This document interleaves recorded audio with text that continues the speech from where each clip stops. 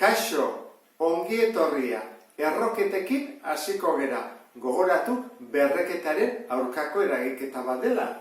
Hau baldin bada berreketa, B, zenbat aldiz bidertu behar dugu bere burua aintzateko, erroketarekin galdetzen duguna da. A lortzeko, ze zenbaki bidertu behar dugu bere buruarekin N aldiz? Orduan hemen ditugu errokizuna, errotzailea eta erroa edo errodura. Orain arte ikusi duguna hemen izana beti bi, erro kuadroa. Aurten ikusiko dugu 3 erro, 4 erro, 5 erro eta bar. Orduan, nola egiten da? Nik baldin badut adibidez, 27. Eta hemen 3 bat, 3ak esan nahi du errotzailea dela eta lortu behar dugu zenbaki bat bere buruarekin 3 aldiz bidertuz ematen duena 27.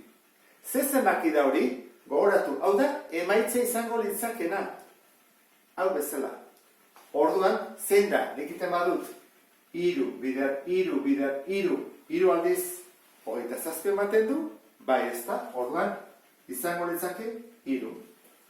Eta jartzen badut, 4 erro 16, zein izango litzake? 4 aldiz bidertu behar da bere buruakin emateko 16. Ba izango litzateke, bi, ez da? Bi, bider, bi, bider, bi, bider, bi. 4 aldiz, hemen jartzen dako 4. Errotzailea da 4. Orduan, bi, bider, bi, bider, bi, bider, bi, 16 denez, horrek esan edu, bi dela zenbaki hori. Orain ikusiko dugu zenbat erro egoten diren erroketa bat egiten dugunean. Hasiko gera, errotzailea bakoitia denean, erresagoa delako. Adibidez, baldin badugu, 3, lehen esan dugun bezala. Eta 27, emaitza zein da, 3 derrigorrez, 3 bider 3, bider 3. Eta ni baldin badut, 3kin berriro, 8, zein litzateke? Bi bider bi, bider bi, ezta? 3 aldiz. Bi bider bi, bider bi, 8 delako. Eta ze gertatzen da plus izan behar dian minus baldin bada, adibidez horrela. Ba izango litzateke minus, ezta? Erresa. 1, 2, 3. Nola bakoitia diran, ateratzen dena minus da. Minusak direnean. Eta izango baliz hemen minus, azkeneko hau. Minus 3, bider minus 3, bider minus 3. Ordan gogoratu. Hemen bakoitia denean, 3, 5, 7, 9 berdin da, baldin bada plus, errodura plus da, eta minus denean minus. Eta soluzio bakarra dago. Horregatik esaten dut, hasi gara bakoitiekin erresagoa delako. Itxura batean ematen du zailagoa izango dela, baina ez. Erresagoa da. Orain egingo ditugu bikoitiekin. Gogoratu, errotzailea ez badugu jartzen, hor bi dagoela.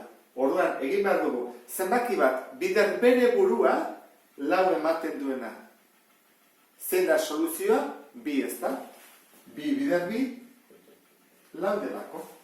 Horak soluzioa da, bi. Baina, egin dezakegu bestera batea ere, bai? Minus bi, bider minus bi.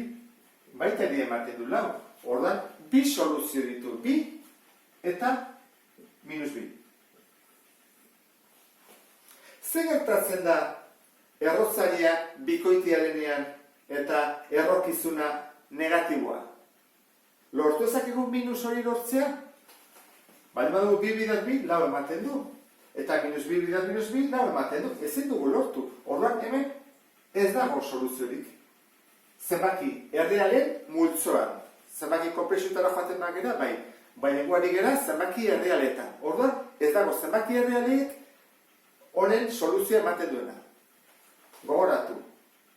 Positiboa denean bi soluzio ditu, negatiboa denean ez dago soluziorik.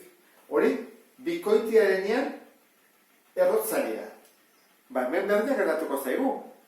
Zenbaki bat, bider bere burua 4 aldiz, ematen dula 81. Jakiko duzu zen denez? 3, ez da? 3, bider, 3, bider, 3, bider, 3.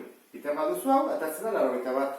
Horren, soluzio bat hau, 3 Eta zen gehiago? Minus iru, bider minus iru, bider minus iru, bider minus iru. Horrela. Gogoratu, jartzen dugula horrela, eta horrela ere bai. Eta hemen ere bai, ezta? Gehiken, iru. Bigarren mailako ekuaziotko formulan horrela jartzen genuen. Gehiken, erro eta hori. Eta hemen, lortu dezakegu minus 81 lau zenbakikin? Ez, ezta? Bete atatzen dagako plus. Horren hemen ere ez dago. Orduan, bakoitiarenean soluzio bakarra da eta ikur berdinakin, eta bikoitiarenean positiboa baldin bada errokizuna bi soluzio daude, eta negatiboa denean ez dago soluziorik. Salbuespen bat dago. Pentsatzen duzu zen, ezta? Zeroa. Ni bai badut zero, nahiz eta bikoitia izan, soluzio bakarra dago, ez da bi, da? Zero. Zero bider zero, zero delako. Orain, ariketa batzuk egingo ditugu ikusteko ondo ulertu dezu. 10en multiploak jarri ditut erresago egiteko. Bale badugu 3 erro 1000, zein da errodura edo erroa? Zenbaki bat, bider bere buruakin 3 aldiz. Izango da, 10 bider 10 bider 10. Gogoratu hau dela, berez 10 berriru. Orduan, 10 positiboa. Zergatik? Hemen positiboa eman behar duelako. Negatiboa ezin dugu jarri. Urrengoa, erro kuadroa, eunena. Zerbait bider bere burua, eun ematen duena. Zen izango da? 10, ezta? 10 bider 10, eun ematen duelako. 10. Eta, gehiken jarri dezakegu, bi soluzio ditulako. Edo neba ez du jarri, 10 eta minus 10. Urrengoa, eman behar du, minus 10.000. Zenbat izango da?